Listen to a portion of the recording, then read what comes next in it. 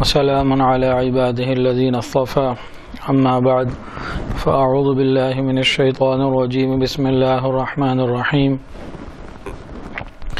يا أيها الذين آمنوا اتقوا الله وكونوا مع الصادقين سبحان ربك رب العزة عما يصفون وسلام على المرسلين والحمد لله رب العالمين اللهم صل على سيدنا محمد وعلى آل سيدنا محمد وبارك وسلم اللهم صل على سيدنا محمد وعلى آل سيدنا محمد وبارك وسلم اللهم صل على سيدنا محمد وعلى آل سيدنا محمد وبارك وسلم یا ایھا الذین آمنوا اے ایمان والو اتقوا اللہ ڈرو اللہ سے وکونوا مع الصادقین اور سچوں کے ساتھ ہو جاؤ اپنے عمل میں سچوں کے ساتھ ہو جاؤ۔ اس آیت مبارکہ میں دو چیزوں کا حکم عطا فرمایا ایمان والوں کو، مردوں کو بھی اور عورتوں کو بھی۔ کیا حکم دیا؟ اے ایمان والو اللہ تعالیٰ سے ڈرو، یعنی تقوی حاصل کرو، اور اگلے ہی جملے میں تقوی کے حصول کا طریقہ بھی بتا دیا کہ دیکھو تقوی ملے گا صادقین کی صحبت میں، ان کے ساتھ رہو، کاملین کی صحبت میں، متقین کی صحبت میں ان کے ساتھ رہو گے تمہیں یہ نعمت حاصل ہو جائے گی۔ تو اس آیت کے اندر اصل مقصود حاصل کرنے کا جو دیا وہ تقوی کا ہے، اور اس مقصود کے حاصل ہونے کا جو ذریعہ ہے وہ نیک صحبت ہے۔ یہ اللہ تعالیٰ نے خود حکم بھی دیا اور طریقہ بھی بتایا۔ یہ تقوی کیا ہے؟ یہ تقوی دین کا کمال ہے۔ تقوی ایک بہت بڑی نعمت ہے۔ تقوی کا استعمال شریعت میں دو طرح سے ہوتا ہے، ایک ہے اللہ سے ڈرنا اور دوسرا ہے گناہوں سے بچنا۔ یہ دونوں طریقے سے آتا ہے، ڈرو اللہ سے اور بچو گناہوں سے۔ اصل مقصود اگر دیکھا جائے تو اصل مقصود گناہوں سے بچنا ہے، اور جو ڈرنا ہے یہ کیا؟ یہ ڈرنا اس لیے ہے کہ کسی کا خوف ہوگا تو انسان ڈرے گا اور بچے گا تب جب کسی کا خوف ہوگا۔ تو یہ اللہ سے ڈرنا، اللہ کا خوف، یہ ذریعہ بن جاتا ہے مقصود کے حاصل ہونے کا۔ مقصود کیا ہے؟ گناہوں سے بچنا۔ تو مقصود اس سے یہ ہے کہ انسان ہر قسم کے گناہوں سے بچ جائے، تقوی حاصل کرے۔ تقوی کے اندر نا یہ لفظ چھوٹا سا ہے، لیکن دریا کو کہتے ہیں نا کوزے میں بند کر دینا، سمندر کو کوزے میں بند کر دینا، یہ معاملہ ہے۔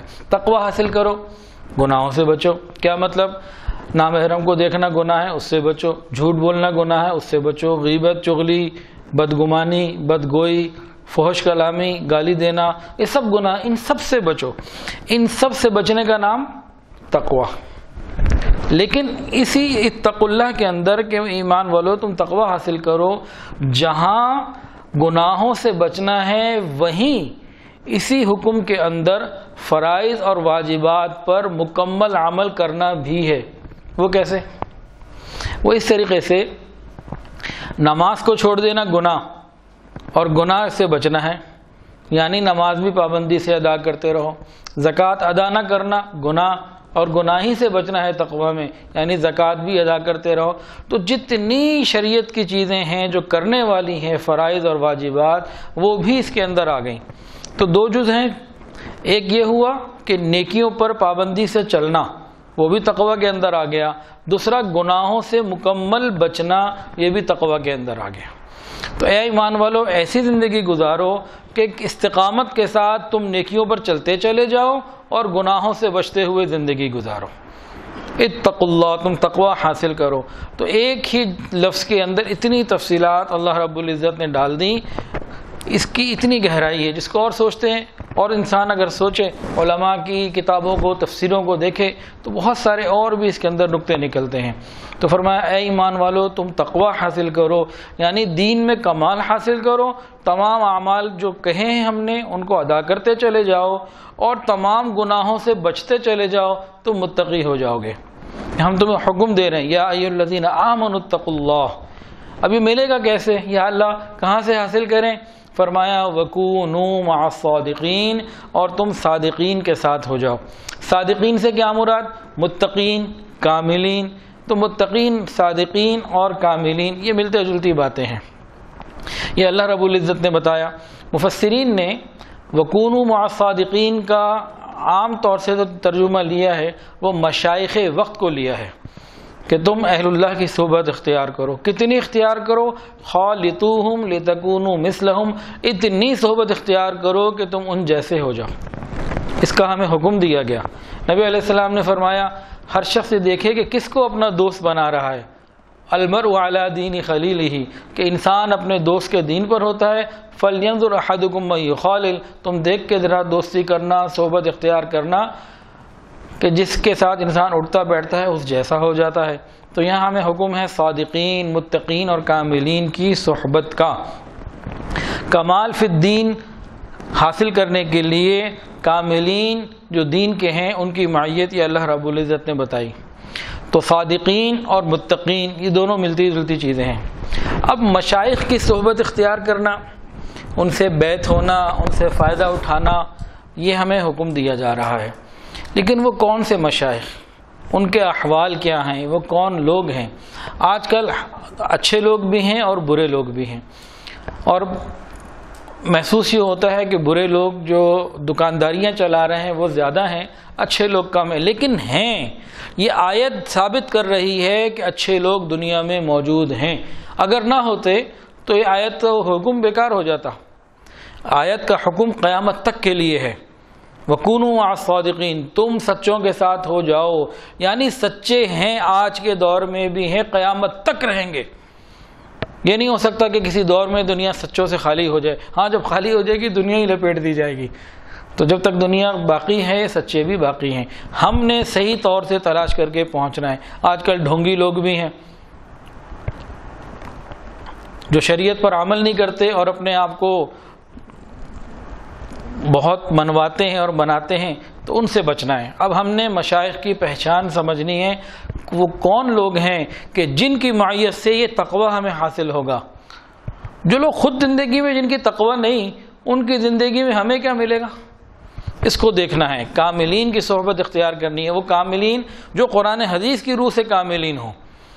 اب ذرا غور کیجئے، سیقول کے سپارے میں جو دوسرا باب شروع ہو رہا ہے لیس البر ان تولوا وجوہکم، اس آیت میں ان کاملین، صادقین اور متقین کی بڑی شان بیان کی گئی کہ یہ ایسے لوگ ہوتے ہیں۔ غور کیجئے، لیس البر ان تولوا وجوہکم قبل المشرق والمغرب ولكن البر من آمن بالله واليوم الآخر والملائكة والكتاب والنبيين وآتى المال على حبه ذوي القربى واليتامى والمساكين وابن السبيل والسائلين وفي الرقاب وأقام الصلاة وآتى الزكاة والموفون بعهدهم إذا عاهدوا والصابرين في البأساء والضراء وحين البأس أولئك الذين صدقوا وأولئك هم المتقون۔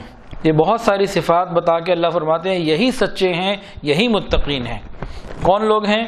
اللہ فرماتے ہیں ان کے بارے میں کہ یہ ایسے لوگ ہوتے ہیں جو اللہ تعالیٰ کی ذات اور صفات پر پورا یقین رکھتے ہیں، قیامت کے دن پر بھی یقین رکھتے ہیں، فرشتوں کے وجود پر بھی یقین رکھتے ہیں، تمام آسمانی کتابوں پر یقین رکھتے ہیں، تمام پیغمبروں پر یقین رکھتے ہیں، یقین کے پختہ لوگ ہوتے ہیں۔ پہلی بات۔ آگے وَآتَى الْمَالَ عَلَى حُبِّهِ، اور اللہ کی محبت میں اپنا مال قربان کرتے ہیں۔ کن کو؟ ذوی القربہ، رشتہ داروں کو دیتے ہیں، کوئی غریب رشتہ دار ہیں، مستحق ہیں، ان کو دیتے ہیں، یتیموں کو دیتے ہیں، دوسرے محتاجوں کو دیتے ہیں، سوال کرنے والوں کو دیتے ہیں، کوئی قید میں پھنسا ہوا ہے، کوئی غلامی میں پھنسا ہوا ہے، کوئی قرضے میں پھنسا ہوا ہے، کسی جگڑ بندی میں آیا ہوا ہے، اس کو آزاد کرانے کے اندر جو ہے یہ مال خرچ کرتے ہیں، یعنی مالی عبادات بھی ادا کرتے ہیں۔ ایک بات۔ اگلی بات کیا فرمائی؟ اور نماز کی پابندی کرتے ہیں اور زکوٰۃ کی ادائیگی بھی کرتے ہیں، یعنی خود بھی عمل کے پابند ہوتے ہیں۔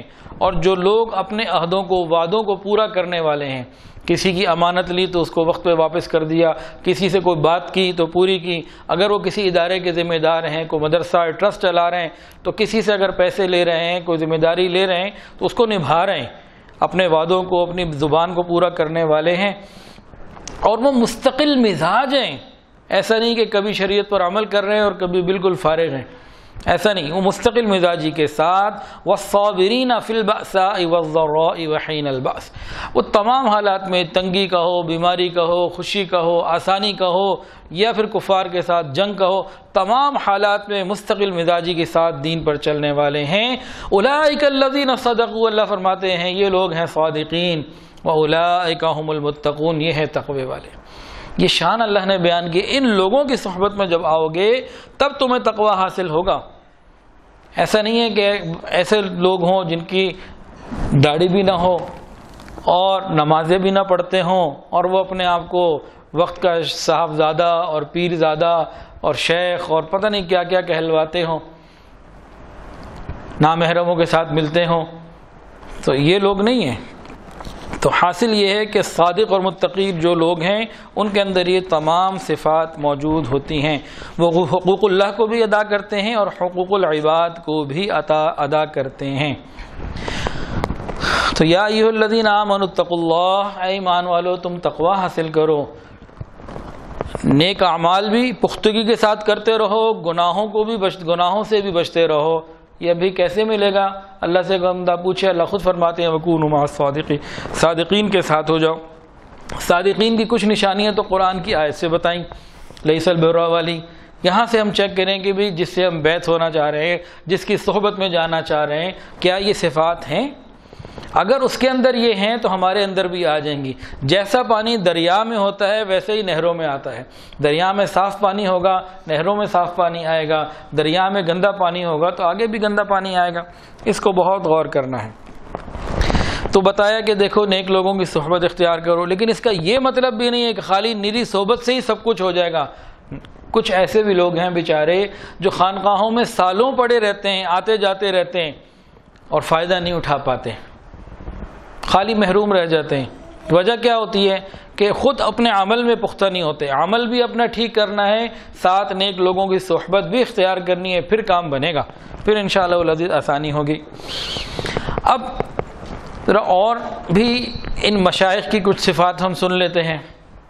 یہ صادقین جو ہے نا، کہاں کہاں صادق ہوں، یہ سچ میں کہاں کہاں ہوں، ذرا سنیے اور دل کے کانوں سے سنیے۔ یہ نیت کے سچے ہونے چاہیے، یہ لوگ نیت کے سچے ہوتے ہیں، ان کی تنہائی کی عبادت اور لوگوں کے سامنے عبادت ایک جیسی ہوتی ہے۔ حدیث کے اندر آتا ہے کہ جو شخص لوگوں کے سامنے بھی اچھے طریقے سے عبادت کرتا ہے اور تنہائی میں بھی اسی طریقے سے عبادت کرتا ہے، کوئی کمی بیشی نہیں ہوتی، اور اللہ کے سامنے تنہائی میں بھی اسی طرح سے عبادت کرتا ہے، تو اللہ فرماتے ہیں ھذا عبدی حقا، یہ تو میرا سچا بندہ ہے، یہ میرا پکا بندہ ہے، یہ میرا بندہ ہے۔ ایک کتاب ہے گلستان شیخ سعدی رحمۃ اللہ علیہ کی، اور ایک ہے بوستان۔ پہلے تو بڑا رواج تھا اور سب لوگ پڑھتے تھے، ہمارے گھروں میں بھی پڑھی جاتی تھی، اب تو ان اچھی چیزوں کو بھولتے جا رہے ہیں۔ تو گلستان کے اندر شیخ سعدی رحمۃ اللہ کا واقعہ لکھا ہے۔ کہنے لگے ایک صاحب تھے جو بڑے بزرگ سمجھے جاتے تھے، وہ اپنے بیٹے کے ساتھ کسی بادشاہ کے گھر اس کی دعوت پہ گئے محل میں، وہاں جا کے جو نماز پڑھی نا، خوب بڑے مزے سے دل لگا کے خوشو خضو سے لمبی نماز پڑھی، اور نماز پڑھنے کے بعد کھانا تھا، وہ تھوڑا سا کھانا کھا لیا تاکہ بادشاہ کو پتہ لگے عبادت میں بڑے آگے ہیں، کھانے کے اندر بڑے خیال کرنے والے ہیں۔ تو یہ کر کے آ گئے اور گھر آتے ہی بیوی کو کہا بھی کھانا لگاؤ، بھوک لگی ہے۔ بیوی نے کھانا لگا دیا، انہوں نے کھانا کھا لیا۔ بیٹے نے کہا ابا جس طرح کھانا یہاں کھایا نماز بھی دوبارہ پڑھ لو، ادھر جو نماز پڑھی تھی وہ بھی بادشاہ کے لیے تھی، اللہ کے لیے کوئی نہیں تھی، دوبارہ نماز پڑھو۔ تو یہ لوگ صادق جو ہے نا، نیت کے سچے ہوتے ہیں، ہر جگہ ان کا معاملہ ایک ہی ہوتا ہے، یہ اللہ کے لیے کرنے والے ہوتے ہیں، یہ مخلوق کے لیے نہیں کرنے والے ہوتے۔ ایک بات تو ان کی بات یہ ہو گئی۔ دوسری بات کیا ہے، یہ صادق الاقوال ہوتے ہیں، اپنی باتوں کے بھی سچے ہوتے ہیں، جو زبان سے ادا کرتے ہیں وہ حق اور سچ ہوتا ہے، خلاف واقعہ نہیں ہوتا، اس میں ملاوٹ نہیں ہوتی، گڑبڑ نہیں ہوتی۔ ہم لوگوں کا طریقہ کیا ہے، جو دودھ میں ملاوٹ کرے یا لال مرچوں میں ملاوٹ کرے اس کو تو بیٹھ کے بڑی گالیاں دیتے ہیں، بڑا برا بھلا کہتے ہیں۔ کبھی اپنی زبان کی ملاوٹ پہ ذرا غور کریں کہ کتنی ملاوٹی باتیں ہم دن رات کر رہے ہوتے ہیں۔ تو یہ لوگ کون ہوتے ہیں، ان کی زبان میں ملاوٹ نہیں ہوتی، نہ جھوٹ کی ملاوٹ ہوتی ہے نہ دھوکے کی ملاوٹ ہوتی ہے، سچی بات، صادق الاقوال ہوتے ہیں۔ پہلی نشانی کیا تھی؟ نیت کے سچے ہوتے ہیں۔ دوسری نشانی صادق الاقوال ہوتے ہیں۔ تیسری نشانی یہ صادق الافعال بھی ہوتے ہیں، ان کا ہر فعل شریعت کے مطابق ہوتا ہے، شریعت کے خلاف کوئی ان کا کام نہیں ہوتا۔ اور صرف یہی نہیں کہ کبھی شریعت کے خلاف ہو گیا کبھی شریعت کے مطابق ہو گیا، ہمیشہ شریعت کے مطابق چلنے والے ہوتے ہیں۔ تو یہ کون لوگ ہوئے؟ یہ کیا میں اس بات ہوئی؟ صادق الافعال۔ اور چوتھی بات یہ صادق الاحوال بھی ہوتے ہیں۔ کیا مطلب؟ صادق الاحوال اسے کہتے ہیں جس کا ہر عمل سنت کے مطابق ہو۔ جو عمل سنت کے مطابق نہیں وہ صادق نہیں ہے، وہ تو کاذب ہے، پتہ نہیں کیا اللہ جانے وہ۔ تو یہ صادق الاحوال ہوتے ہیں، ان کا ہر عمل سنت کے مطابق ہوتا ہے۔ اور صادق الاحوال کے اندر ایک بات یہ بھی ہے کہ یہ صاحب استقامت ہوتے ہیں، ہر وقت عمل جو ہے وہ سنت کے مطابق کر رہے ہوتے ہیں، کبھی کچھ کر لیا کبھی کچھ کر لیا، ایسا نہیں ہوتا۔ تو چار نشانیاں ہوں، یہ نیت کے سچے ہوتے ہیں، یہ قول کے سچے ہوتے ہیں، یہ فعل کے سچے ہوتے ہیں، اور یہ حال کے سچے ہوتے ہیں۔ یہ چار نشانیاں پوری ہو جائیں تب پھر یہ لوگ اس قابل ہیں، یہ لوگ ان کی صحبت میں انسان بیٹھے تو ان کا دین بھی بنے گا، دنیا بھی بنے گی۔ اللہ تعالی ہمیں ایسے لوگوں کی صحبت عطا فرمائے تاکہ اس آیت کے حکم پر عمل کرنا آسان ہو جائے۔ اس وقت بھی جتنے ہمارے علماء ہیں، جتنے ہمارے بڑے بڑے علماء ہیں، یہ سب کسی نہ کسی کی صحبت یافتہ ہیں۔ دارالعلوم کراچی کو لے لیجئے، حضرت مفتی تقی عثمانی صاحب ہوں، مفتی رفیع عثمانی صاحب ہوں، یہ کسی نہ کسی سے بیعت ہیں اور آگے بیعت کرتے بھی ہیں۔ یہ حضرت ڈاکٹر عبدالحی عارفی رحمۃ اللہ علیہ کے خلیفہ ہیں۔ جامعہ اشرفیہ لاہور کو لے لیجیے، حضرت مولانا فضل الرحیم صاحب، یہ بھی تھانوی سلسلے سے ہیں، چشتی سلسلے سے، اور یہ بھی ڈاکٹر عبدالحی عارفی رحمۃ اللہ علیہ کے خلیفہ ہیں۔ اور اس کے علاوہ جتنے اس وقت ہمارے شیخ حضرت حافظ پیر ذوالفقار احمد نقشبندی دامت برکاتہم، یہ حضرت مولانا غلام حبیب رحمۃ اللہ علیہ کے خلیفہ ہیں اور آگے بیعت بھی کرتے ہیں۔ اب حضرت کے ماشاءاللہ خلفاء کی تعداد تقریباً 400 کے قریب سے اوپر ہو گئی۔ الحمدللہ اللہ حضرت کے فیض کو دنیا کے کونے کونے تک پہنچا رہے ہیں، اللہ مزید برکتیں عطا فرمائے۔ تو اس وقت بھی امت کے جتنے بھی بڑے بڑے علماء ہیں، ہم اب جہاں بھی دیکھ لیں اپنے بڑے علماء میں، یہ سب حضرات کسی نہ کسی سے بیعت ہیں، صحبت یافتہ ہیں، اور یہ 1400 سال سے چلا آ رہا ہے۔ اس کو اگر تفصیل شروع کر دیں تو امام جعفر امام حنیفہ رحمۃ اللہ علیہ بھی کیا کہتے ہیں، فرماتے تھے لولا السنتان لہلک النعمان۔ ایک اللہ والے کی صحبت میں 2 سال تک رہے، کہنے لگے 2 سال میری زندگی میں نہ ہوتے تو میں شاید تباہ ہو جاتا۔ تو نیک لوگوں کی صحبت تو چلتی چلی آ رہی ہے، اس کے بغیر کسی کو تقوی مکمل ملا نہیں، اس کے لیے محنت کرنی پڑتی ہے اور نیک صحبت لینا پڑتی ہے۔ اچھا جی، اب سورہ یونس کی آیت ہے، ملتا جلتا کچھ موضوع ہے لیکن کچھ مختلف بھی ہے۔ اس میں اللہ فرماتے ہیں الا ان اولیاء اللہ لا خوف علیہم ولا هم يحزنون الذین آمنوا وکانوا یتقون۔ یاد رکھو اللہ کے دوستوں پر نہ کوئی اندیشہ ہے، نہ وہ مغموم ہوں گے، وہ اللہ کے دوست ہیں جو ایمان لائے اور یہ متقی لوگ ہوتے ہیں۔ اور وکانوا یتقون، جو اللہ تعالیٰ کے خاص دوست ہیں نا، ان کے اوپر بشارتیں میں نازل ہوتی ہیں، اور قیامت کے دن اور موت کے وقت اور قبر میں ان کو انشاءاللہ کوئی پریشانی نہیں ہوگی۔ تو ولایت 2 طرح کی ہوتی ہے، ایک ہوتی ہے ولایت عامہ اور ایک ہوتی ہے ولایت خاصہ۔ خاص لوگ، VIP، بڑے اپنے لوگ، مقربین لوگ، اور ایک عام دوست ہوتے ہیں۔ ہمارے بھی ہر طرح کے دوست ہوتے ہیں، ایک سے عام تعلق ہوتا ہے، ایک خاص تعلق ہوتا ہے۔ ایمان والوں کا جو اللہ تعالیٰ سے تعلق ہے، دوستی کا تو سب سے ہے لیکن خاص دوستی کا سب سے نہیں ہے۔ اللہ ولی الذین آمنوا، اللہ دوست ہے ایمان والوں کا، واللہ ولی المؤمنین، اللہ تعالیٰ دوست ہے ایمان والوں کے، اللہ نے بتا دیا۔ تو جس آدمی نے کلمہ پڑھ لیا اور اقرار کر لیا اللہ کی وحدانیت کا، رسول اللہ صلی اللہ علیہ وسلم کی رسالت کا اور ختم نبوت کا، یہ شخص اللہ کے دوستوں میں شامل ہو گیا۔ لیکن جو خاص دوستی ہے نا، وہ ابھی الگ ہے۔ دیکھیں ہم جتنے یہاں بیٹھے ہیں، اگر کہا جائے بھائی کون اللہ کا دشمن ہے، ہاتھ اٹھائے، تو ایسا ایک بھی نہیں ہے الحمدللہ۔ جو ولایت عامہ ہے یہ ہم سب کو حاصل ہے، جس نے کلمہ پڑھ لیا اس کو ولایت عامہ تو مل گئی، وہ اللہ کے دوستوں میں تو آ گیا۔ الحمدللہ کہہ دیں اس پہ بھی الحمدللہ. لیکن ولایت خاصہ کیا ہے؟ یہ خاص جو معاملہ ہے یہ متقین لوگوں کو ہی ملتا ہے. یہ اس کے لیے کثرت ذکر کی ضرورت ہوتی ہے اور اتباع سنت میں نیکی کے اعمال میں مکمل چلنے کی ضرورت ہوتی ہے, دوام کی ضرورت ہوتی ہے, پھر معاملہ ہوتا ہے. ہم لوگوں میں اور اللہ کے جو نیک بندے ہوتے ہیں ان میں کیا فرق ہے؟ یہ فرق ہے ہم کبھی نیکی بھی کر لیتے ہیں, کبھی گناہ بھی کر لیتے ہیں. کبھی نماز پڑھتے ہیں ایسے دل لگتا ہے جیسے پتہ نہیں وقت کے ولی ہیں, اور کبھی نماز پڑھ رہے ہوتے ہیں تو دماغ ہی حاضر نہیں ہوتا, ادھر ادھر پھر رہا ہوتا ہے. ایک وقت میں ولی اللہ والی عبادت کر رہے ہوتے ہیں اور اگلے وقت میں پتہ ہی نہیں ہوتا کیا ہوا. تو ہم لوگوں کا معاملہ ایسا ہوتا ہے. لیکن جو اللہ کے خاص بندے ہوتے ہیں, مقربین ہوتے ہیں, وہ استقامت کے ساتھ چل رہے ہوتے ہیں. ہمارا ان کا ایک فرق یہ بھی ہے کہ ہم نیکی کرتے ہیں دل کے اندر نور آتا ہے, نیکی کرتے ہیں نور آتا ہے, لیکن گناہ کرتے ہیں تو وہ نور نکال بھی دیتے ہیں. ان لوگوں کا کیا ہوتا ہے, نیکی تو کرتے رہتے ہیں لیکن گناہ سے مکمل بچ رہے ہوتے ہیں. تو وہ نیکی کا نور جو حاصل کرتے ہیں وہ گناہ کے راستے سے ضائع نہیں ہونے دیتے. وہ تقویٰ پھر بڑھتا اللہ تعالیٰ کا قرب مل جاتا ہے. کتنا قرب مل جاتا ہے؟ اللہ اکبر کبیرہ. حدیث کا مفہوم عرض کر رہا ہوں.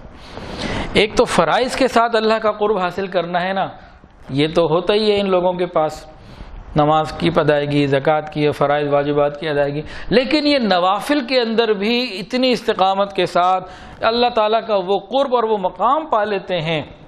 نفلی عبادات میں استقامت کے ذریعے اللہ تعالیٰ جو فرماتے ہیں, جس کا مفہوم ہے میں ان کی آنکھ بن جاتا ہوں جس سے یہ دیکھتے ہیں, ان کی زبان بن جاتا ہوں جس سے یہ بولتے ہیں. بندے کو اتنا بڑا اللہ تعالیٰ مقام عطا فرما دیتے ہیں. یہ مقام کب ملتا ہے؟ جب انسان ذکر کی بھی کثرت کرتا ہے اور اتباع سنت کی پابندی کرتا ہے گناہوں سے بچتے ہوئے. تو اللہ تعالیٰ کے خاص بندے کون ہیں؟ جو گناہوں سے بچتے ہیں. ایک صحابی نبی علیہ السلام کی صحبت میں حاضر ہوئے اور عرض کیا, رسول اللہ صلی اللہ علیہ وسلم سب سے بڑا عبادت گزار بننا چاہتا ہوں.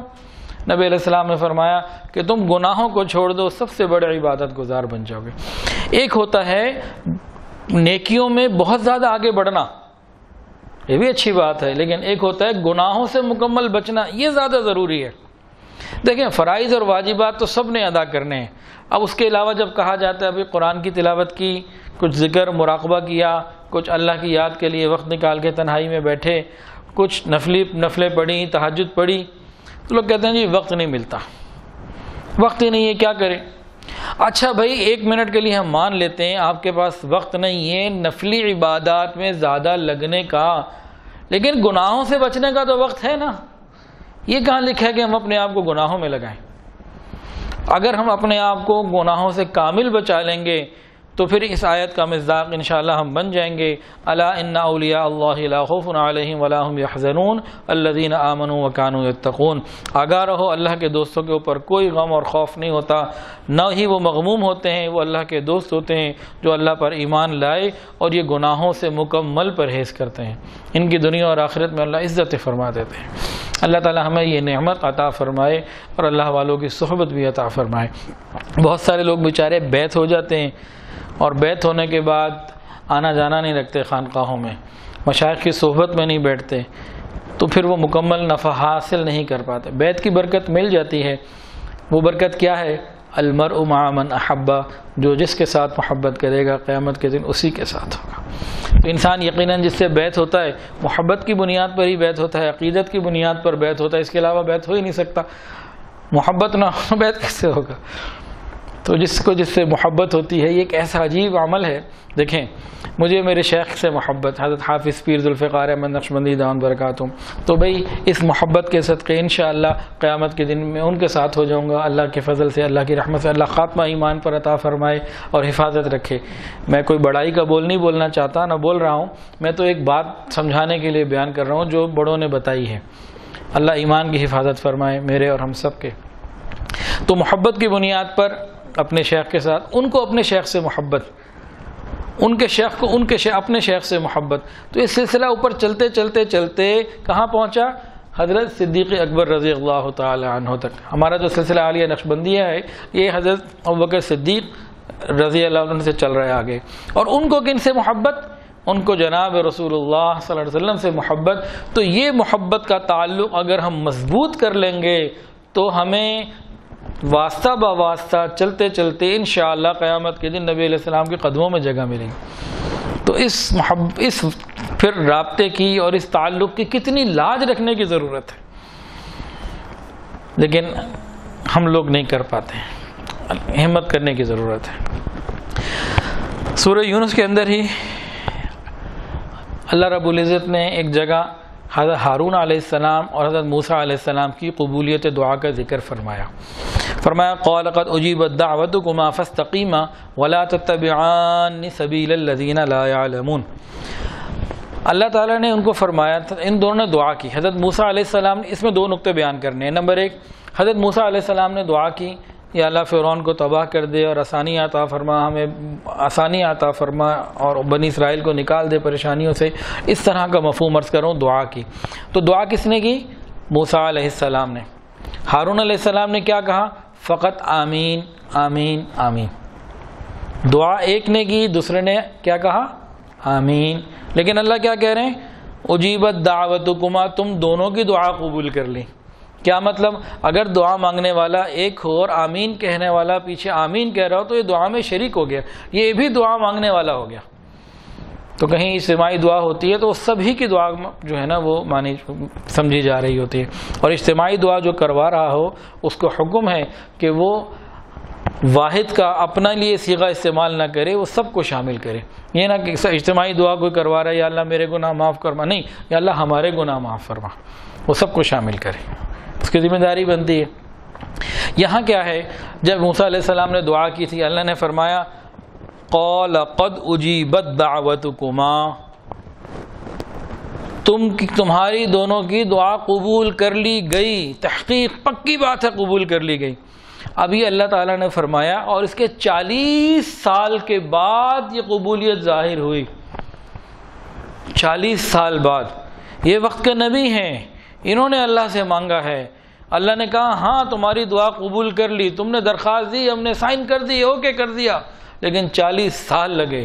اس 40 سالوں میں کتنے حالات پیش آئے موسیٰ علیہ السلام کو، کتنی تکلیفیں پیش آئیں، بنی اسرائیل نے جو تکلیفیں دیں، فرعون سے جو پریشانیاں آئیں، جو حالات پیدا ہوئے، سب پہ برداشت کرتے رہے اور صبر سے کام لیتے رہے۔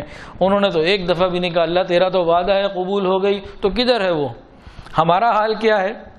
ادھر دعا مانگتے ہیں، سمجھتے ہیں بس صبح قبول ہونی چاہیے، فون آتے ہیں حضرت اتنے دن سے میں یہ وظیفہ کر رہا ہوں تو دعائی قبول نہیں ہو رہی، اتنے دن سے میں یہ پڑھ رہا ہوں تو فائدے کوئی نہیں ہو رہا۔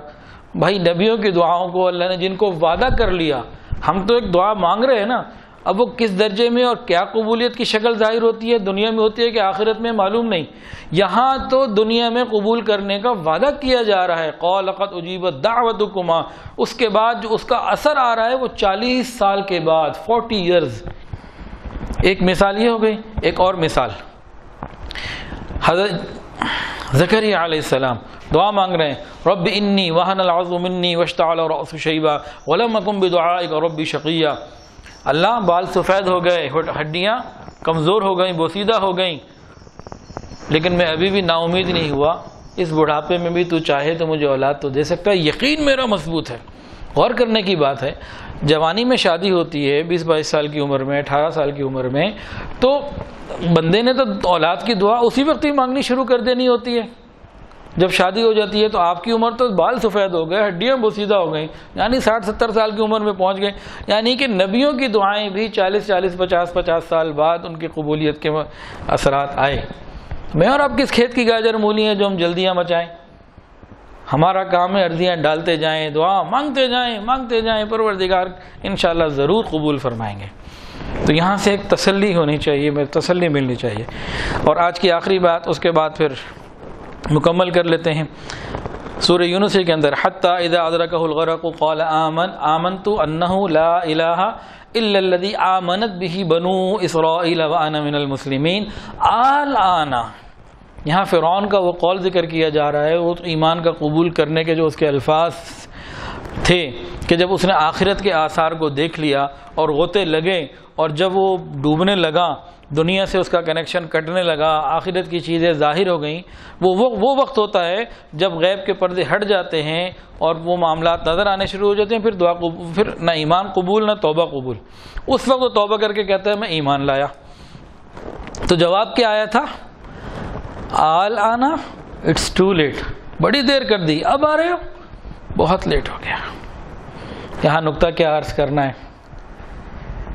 آج ہمیں کوئی کہے سود چھوڑ دو، جھوٹ چھوڑ دو، ٹیلی فون کا موبائل کا غلط استعمال چھوڑ دو، دھوکہ دینا چھوڑ دو، نماز کی پابندی کر لو، نیک اعمال کو اپنا لو، زبان سے جھوٹ بولنا، تانے دینا، لوگوں کو تنگ کرنا چھوڑ دو، یعنی شریعت پر آ جاؤ، شرعی پردہ شروع کر لو جو بی بی فاطمہ اور بی بی عائشہ والا ہے، نبی کے دین پر آ جاؤ، تو ہم اس کے لیے تیار نہیں ہوتے۔ جیسے ہی موت کا وقت آئے گا ہم سارے ہی تیار ہوں گے۔ ارے موت کے وقت تو فرعون جیسے تک خدائی کا دعویٰ کرنے والے بھی مان جاتے ہیں، آج کے ماننے کی قیمت ہے، آج کون مانتا ہے؟ ہم میں سے کسی کی موت آ جائے اور قبر میں چلے جائیں، جتنے قبر میں پڑے ہیں ان سے پوچھو، کہیں گے ہمیں دوبارہ واپس بھیجو، ہم ہر نیکی کرنے کے لیے تیار ہیں، اب موقع نہیں ملے گا۔ بہلول دانا رحمۃ اللہ علیہ ایک مرتبہ بازار سے گزر رہے تھے، بازار میں زندہ لوگ ہوتے ہیں اور قبرستان میں مردہ لوگ ہوتے ہیں، تو یہ بازار سے گزر رہے تھے، خلیفہ ہارون رشید کی سواری گزری، تو ہارون رشید نے پوچھا بہلول آپ بازار میں کیا کر رہے ہیں؟ تو انہوں نے فرمایا کہ میں لوگوں کی اللہ تعالیٰ سے صلح کرا رہا ہوں، اللہ تو تیار ہیں لیکن یہ لوگ تیار نہیں ہیں، جیسے ہم خود تیار نہیں ہیں شریعت پہ چلنے کے لیے، مکمل شریعت پہ چلنا، اپنی مرضی کی باتوں پر عمل ہے، مکمل ہم بھی آج تیار نہیں ہیں۔ تو انہوں نے کہا میں لوگوں کی اللہ سے صلح کرا رہا ہوں، لیکن اللہ تو آج تیار ہے لیکن لوگ تیار نہیں۔ کچھ دنوں کے بعد یہ بہلول دانا قبرستان میں تھے، قدرتاً ہارون رشید کی ملاقات قبرستان میں بھی ان سے ہوئی۔ ہارون رشید نے پوچھا کہ بہلول آپ قبرستان میں کیا کر رہے ہیں، یہاں تو مردے لوگ ہوتے ہیں؟ انہوں نے فرمایا کہ میں لوگوں کی، مردوں کی اللہ تعالیٰ سے صلح کرا رہا ہوں، آج یہ مردے تو تیار ہیں، اللہ تیار نہیں۔ وقت کی بات ہے، آج کسی کو کہہ دو بھائی شرعی پردہ شروع کر لو تو 1001 حجتیں نکلیں گی، جیسے ہی موت کا وقت آئے گا اور روح نکلنی شروع ہو جائے گی، اور یہ جب گھنٹی گلے کی جو ہے نا معلوم یغرغر، جب یہ یہاں تک بات پہنچے گی پھر ان کو کہا جائے ہر چیز کے لیے تیار ہوں گے، بھائی آج وقت ہے، آج کے کیے ہوئے عمل کی قیمت ہے، ایک دن تو ہم نے اللہ کے حوالے ہونا ہی ہے، دنیا میں ہم اپنے آپ کو اللہ کے حوالے کر دیں، معاملہ آسان ہو جائے گا۔ کیا کہتے ہیں؟ Turn to Allah before you return to Allah, Allah کی طرف لوٹ آؤ اس سے پہلے کہ اللہ کی طرف لوٹ جاؤ۔ ہم سب نے وَإِلَيْنَا تُرْجَعُونَ، مڑ کے واپس جانا ہی ہے، تو اللہ کی طرف لوٹنے سے پہلے ہم زندگی میں اللہ کی طرف آ جائیں، اللہ تعالی رحمت کا معاملہ فرما دیں گے۔ وآخر دعوانا ان الحمد للہ رب العالمین۔